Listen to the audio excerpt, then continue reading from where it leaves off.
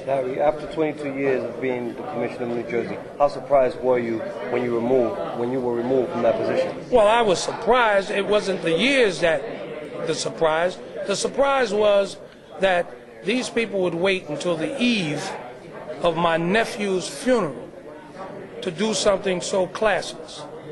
I was hurt by that, surprised and hurt, because she started out by extending her condolences. I buried my sister's only son the next morning.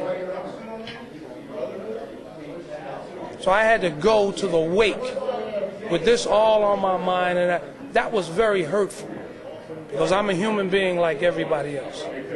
Overall, how happy are you having been involved in boxing for so many years? Boxing saved my life as a young inner-city kid growing up in the city of Newark, New Jersey at age 12.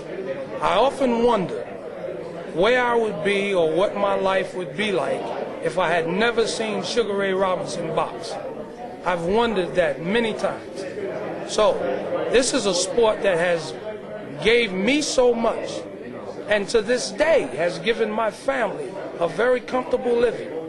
So the least I could do is be faithful to the oath that I took to protect the health and safety of these young men and now women who participate in two very dangerous combative sports, professional boxing and now professional mixed martial arts.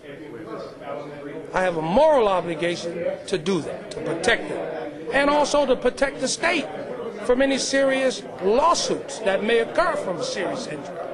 It's sad commentary that I had to watch people right with my own eyes who could care less. And then when I sought help to do something about it, I get fired. What could you tell us about the person who's in position as commissioner right now? The person who is in position right now as the commissioner is the main culprit of all of this. And the only way that I could describe it is it's like I would say it's like putting a pedophile in a day nursery. Okay? Now that's all I can say about that. Well, Larry, the last thing most people remember of you is when you stepped into the ring to stop a fight between Arturo Gatti and Alfonso Gomez. Tell us about that.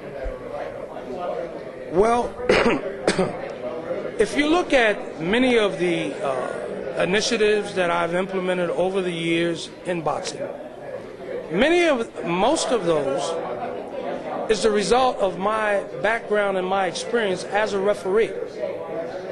So what a lot of people don't understand, once a referee, always a referee. So when I came out of the ring and started sitting at ringside, I still refereed in my mind. I just wasn't doing the physical test.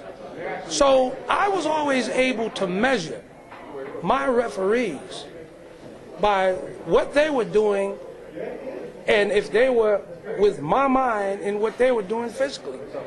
That wasn't the case in that Arturo Gatti fight with Randy Newman. Now, Randy Newman did a good job, but the thing that happened was when Arturo had taken all this beating, and when he took that final punch and went down, the fight should have been stopped then in my mind.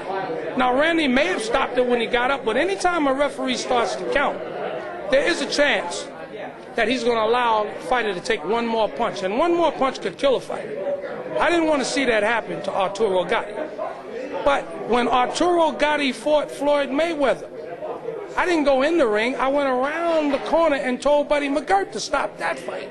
So I think I saved Arturo Gatti's life twice. Okay? And the reason for it is because Arturo Gatti has given all of us some very exciting moments as a fighter.